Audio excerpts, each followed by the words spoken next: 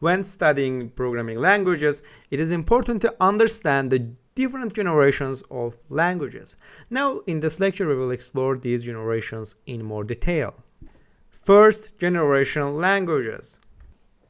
These are the lowest form of languages, represented by binary code consist of ones and zeros.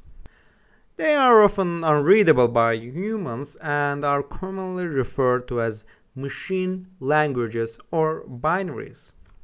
Distinguishing data from instructions can be challenging at this level due to the uniformity of the content. Second generation languages, also known as assembly languages. These languages are one step closer to machine language, and assembly language use mnemonics, which are short and memorable character sequences to represent specific bit patterns or opcodes. Programmers use these mnemonics to remember the associated instructions. An assembler is a tool that translates assembly language programs into machine language for execution.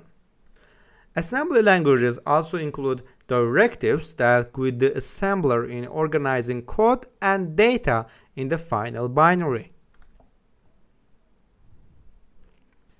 Third generation languages.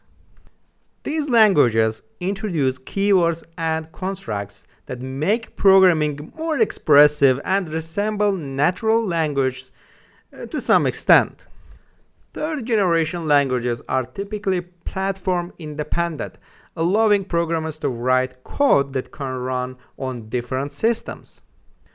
However, programs written in these languages may still have platform dependencies if they utilize features specific to a particular operating system.